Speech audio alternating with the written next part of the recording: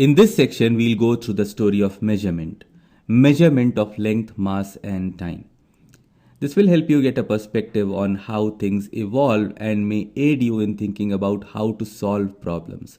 So let's start with length. Now, before the scales were invented, people used to use the width of their hands or length of their arms to measure the length of something, right? So, for example, the width of this table can be said to be 5 hands. Essentially, what we are doing is that we are comparing two lengths, isn't it? We are saying how many times is one length in terms of another known length. So, measurement of any kind is basically a comparison against a known standard. And here we are using the width of our hand as a standard. But the issue is that everyone's hand has a different width. So as long as we need a crude estimate of length, it was okay. But when more accurate measurements were required, especially in cases like construction of buildings or scientific experiments, this kind of crudeness could not be acceptable. So how could one use a standard measurement? Let's see if you can think about how would you go about solving this problem. So here is a question for you.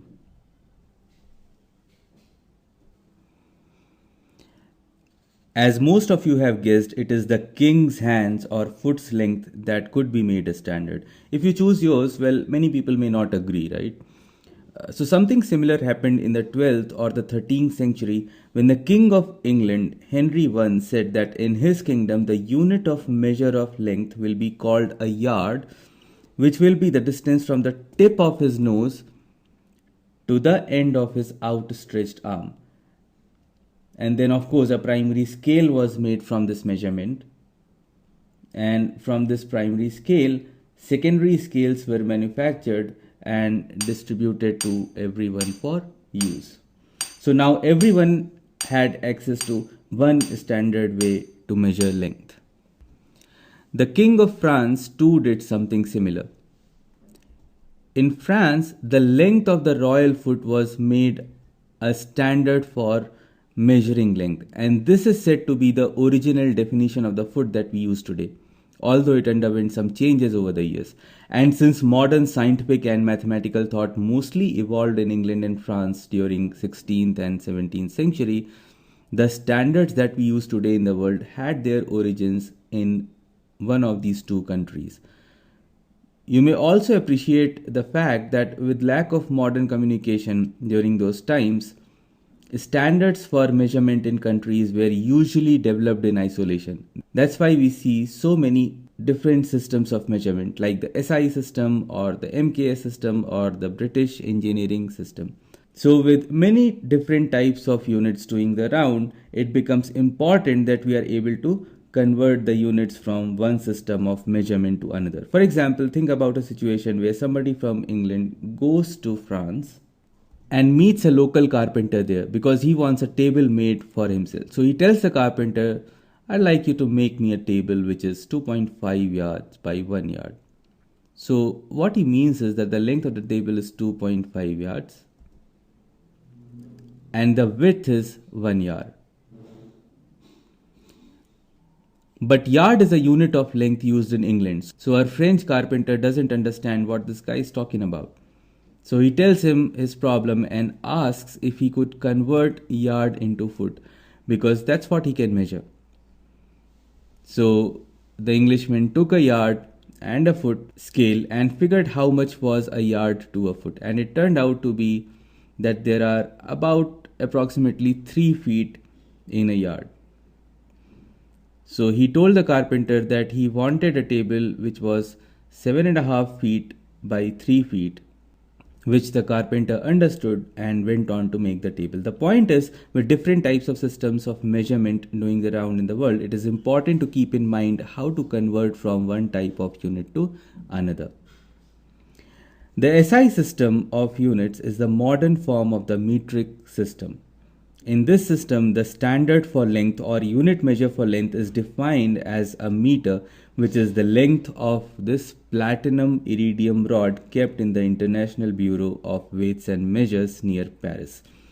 As more precision was required, the modern definition of a meter has slightly changed and is now defined in terms of the wavelength of krypton 86 emissions. But we don't have to get into that. The idea of measurement using comparison from some standard should be clear to you.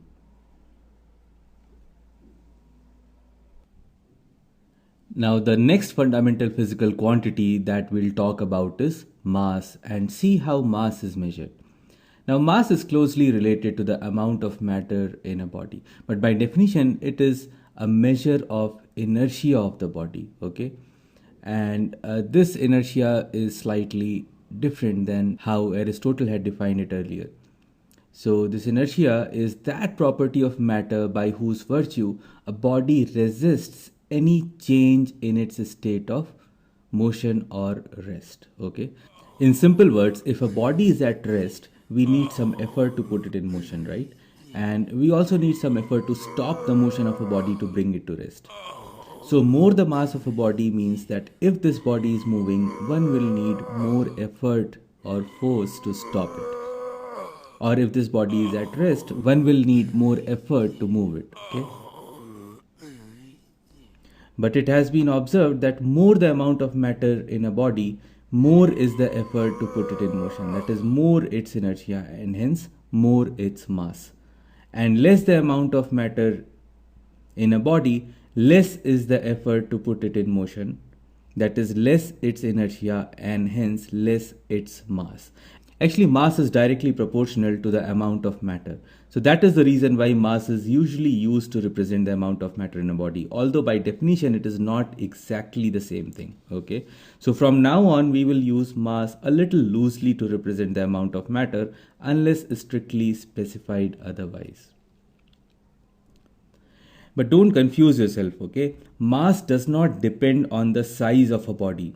A balloon may be much bigger than the small iron balls, but the mass of one such iron ball will be more than that of the balloon. And that brings us to a new type of interesting physical quantity, which is density. So density is a measure of how compactly is matter packed in a given volume. For example, the particles on the left are more densely packed than those on the right, which are more spread apart. So that's the idea about density. But by definition, density of a body is its mass per unit volume. Now, what does that mean? To understand, consider two containers of equal size. Let's label them as A and B. And because their size are equal, their volumes must also be equal. Alright. Now, let's fill these containers with sand or gravel. As we said that mass is somehow proportional to the amount of matter in a body, the mass of sand in both these containers must be equal because the quantity of sand is equal. I mean, at least approximately, isn't it? So, what about the volume of sand? Because the sand is contained in these cylinder-shaped containers, the shape and hence the volume of the sand will also be the same, a solid cylinder. Now, using a sand tamper, let's pound the sand in one of the containers. All right. Let's say container A, till we have some more space in this container. And then we just top up the empty space in container A with more sand. So now which container has more amount of sand? Of course, container A, right? And as we have already seen that more the amount of matter, more is its property of inertia and hence more the mass. So that means that the mass of sand in container A is more than that in container B. What about the volume of sand? Well, that still remains the same, right? Because the volume of the sand is the same as the volume of the containers.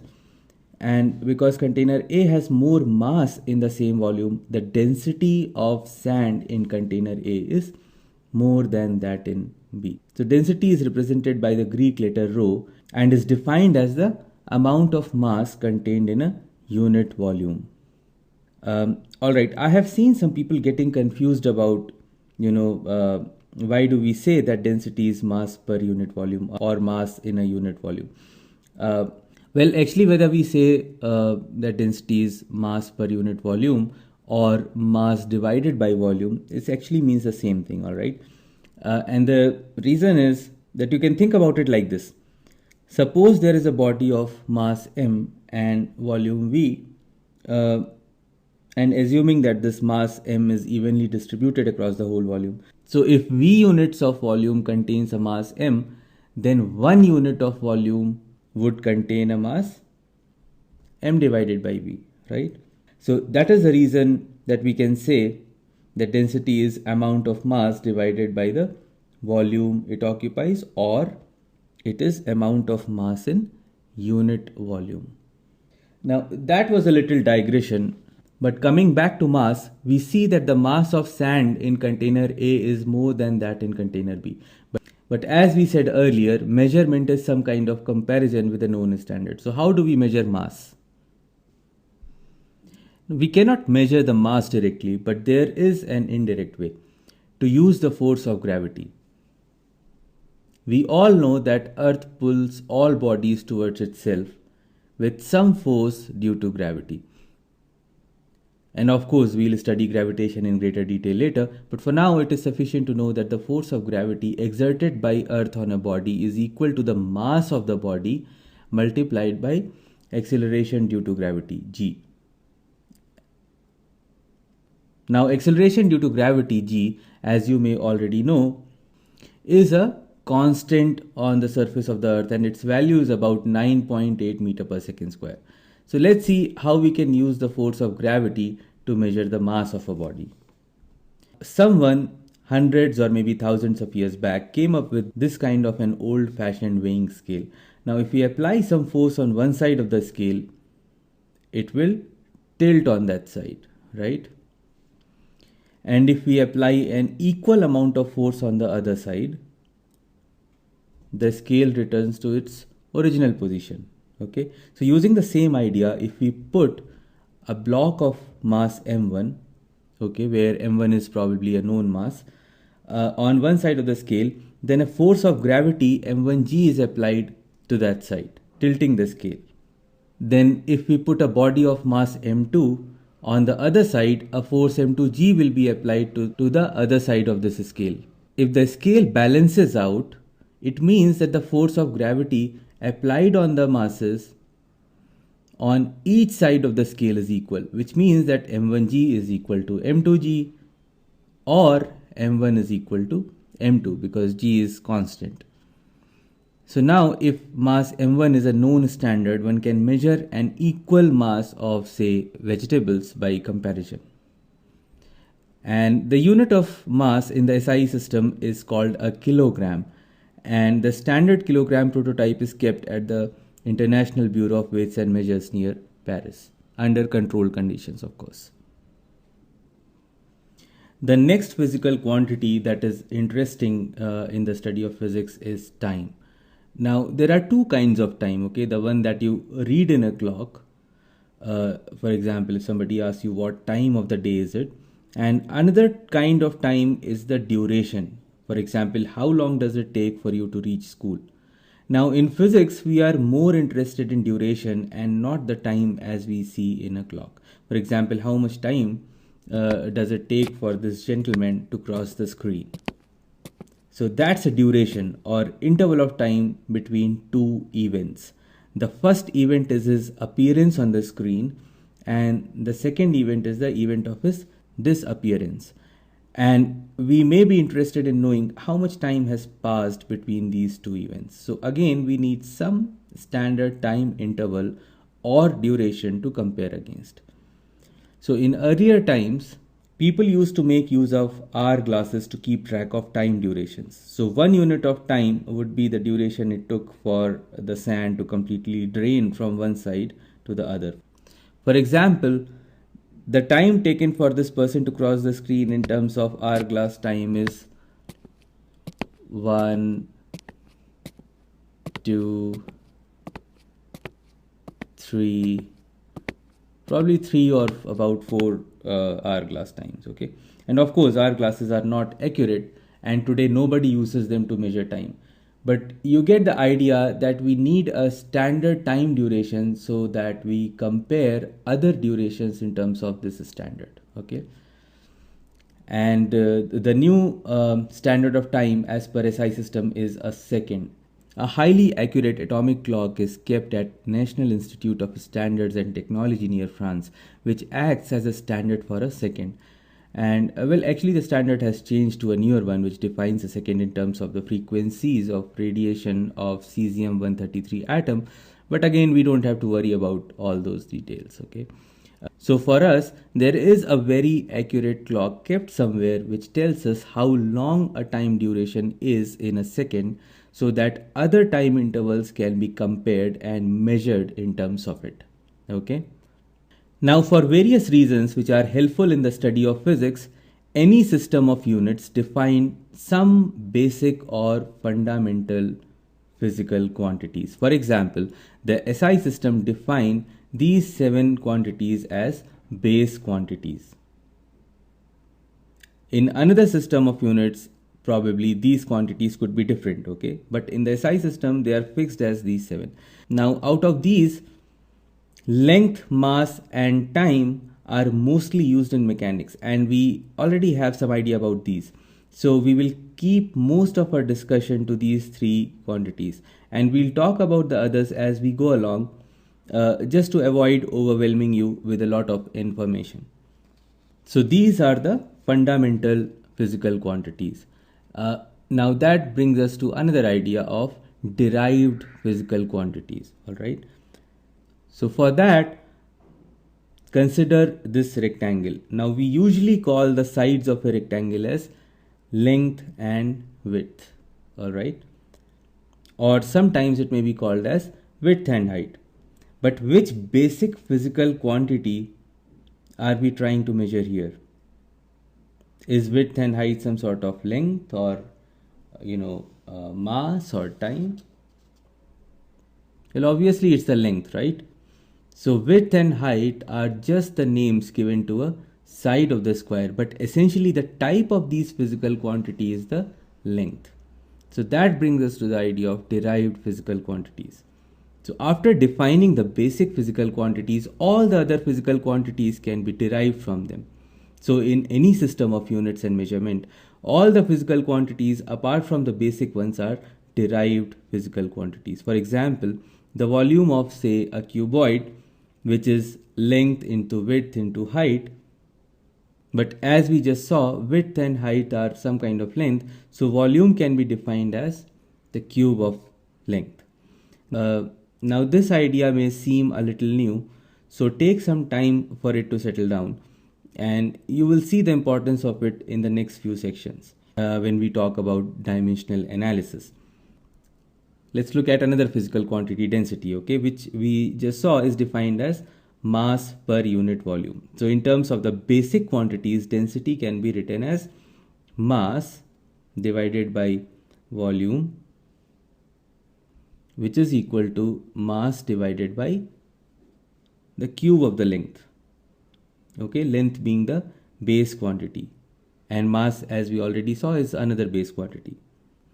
Another example of derived quantity is speed, which is distance traveled per unit time, and distance is a form of length. So speed can be written as length divided by time. Now that we know what measurement is and how measurements are done for some of the basic physical quantities, in the next section we learn some commonly used units for the basic physical quantities.